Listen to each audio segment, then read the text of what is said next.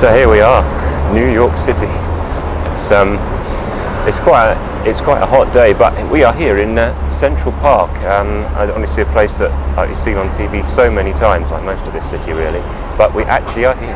Anyway, we're going to get ourselves a coffee because apart from being quite muggy, the sun's come out and it's really quite nice today. So we can go across the road and get ourselves a Starbucks and then go in there and find hopefully a nice place to sit.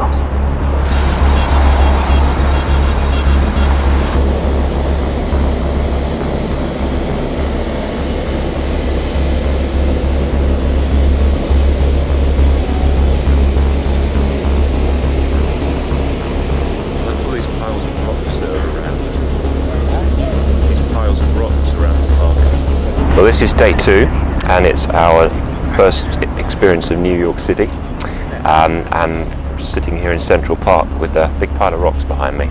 We did debate before we came here, should we try and drive in and park, but then we saw how extortionately expensive that is, and apparently you don't want to drive in Manhattan ever unless you're a taxi driver or you happen to know New York well. So we decided to go for the subway, which, as it turns out, is actually easier than I thought, because I had kind of visions of us or of me going, oh, I don't know where to go, which set of stairs, but in the end, actually, it was quite simple.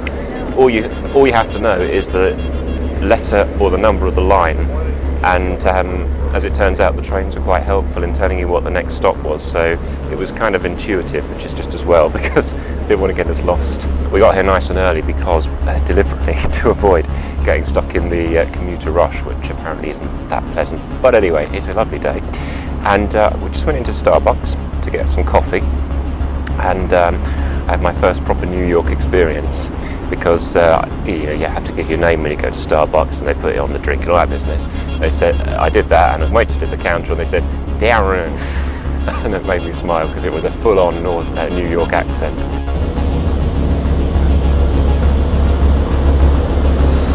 So our plans for today, because we've got these Metro card things, is to actually go to the Intrepid, which is a cool kind of aircraft carrier Museum on the other side of the city.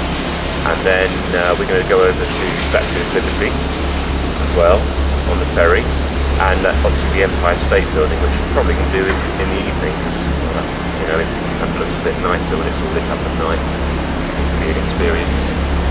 And obviously Times Square, because it's all kind of in the centre.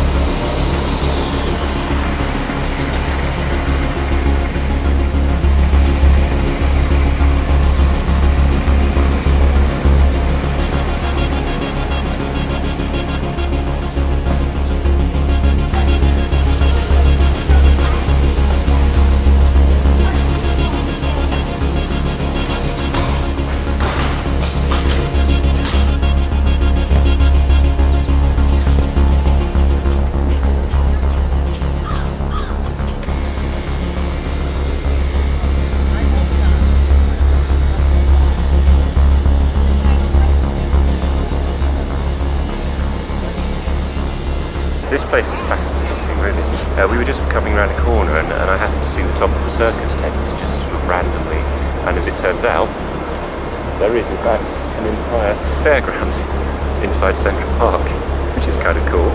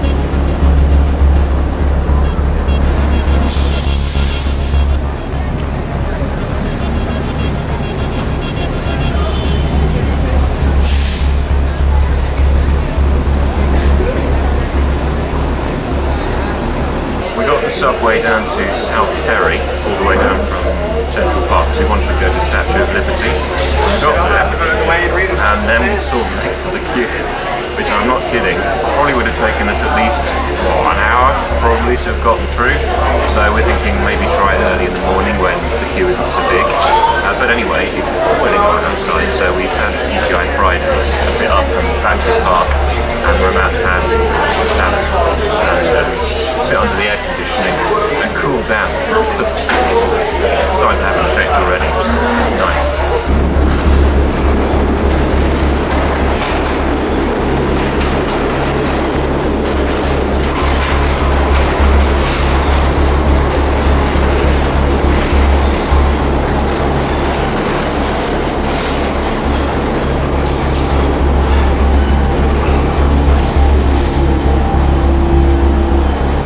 So we've come to Times Square, and it feels a lot like being on the Las Vegas Strip.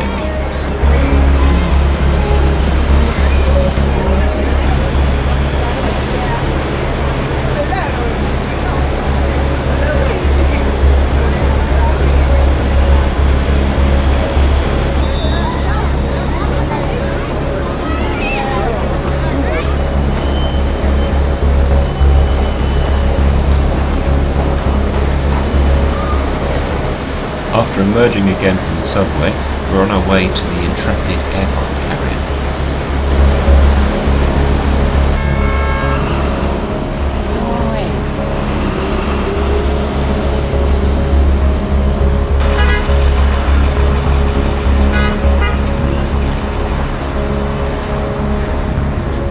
Non-stop honking.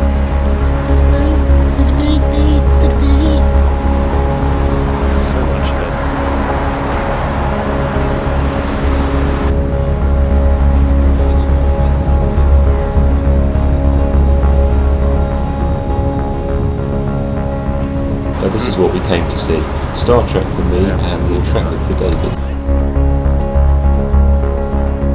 The view from the hangar deck is amazing.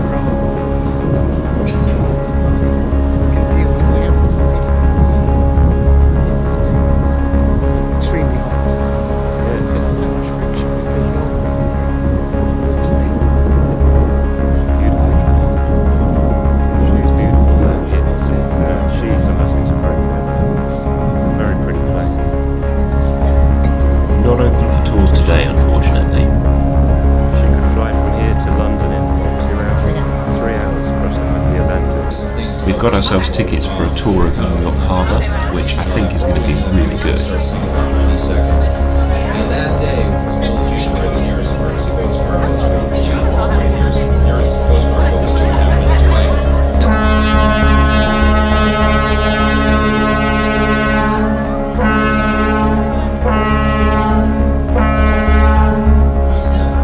But that's partly due to the fact that this is a state border, all the way to the top of Manhattan. That's where New Jersey begins. This is all a different state over there. It's not easy to get bridges and tunnels built between two different states. Might have already got a whole tunnel project scotch because somebody's governor didn't want to pay for it.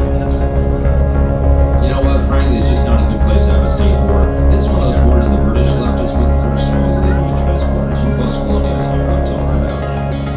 Now take a look to your left. You should see the Empire State Building. The Empire State Building looks great in the middle of the city like that. It's just missing superheroes leaping from tall building to tall building. In the early years of the Great Depression.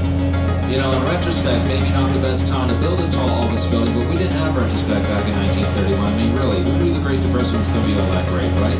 Well, it was.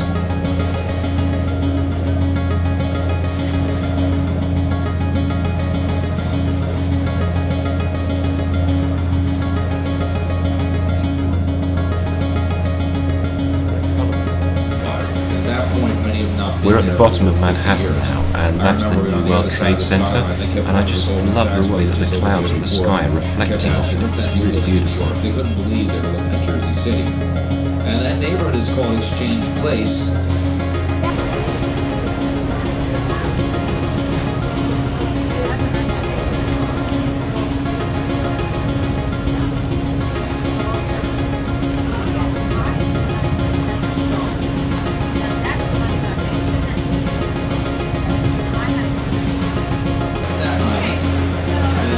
It's actually quite overwhelming how huge this place looks when you see it from the water. That's in New York City. Only in New York City we call 473,000 people a small population.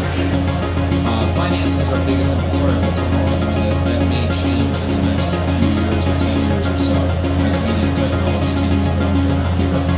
But the thing with the financial district is when you look at it, that used to be the whole city. It was a much smaller city, a more crowded city, but it was a whole complete city.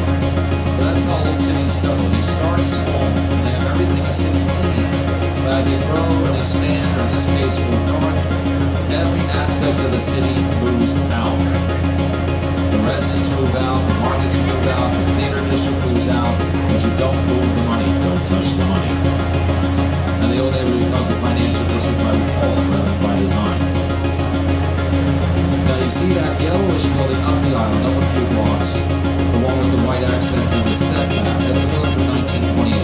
What I'm really pointing out is that's on the north side of Wall Street. When you get up to the building, you'll be able to see down Wall Street to the end. It's not a very long street. And at the end, you'll see in the middle of the street at the end, an old brownstone church called Trinity Church. And it was great to be Sadly, we're on our way back now, but the best way to end the trip by far, sailing under the Brooklyn We Bridge. could live there. The only problem with that was illegal. This son I know about intimately. My own parents were factory dwellers in Greenwich Village in the late 1950s.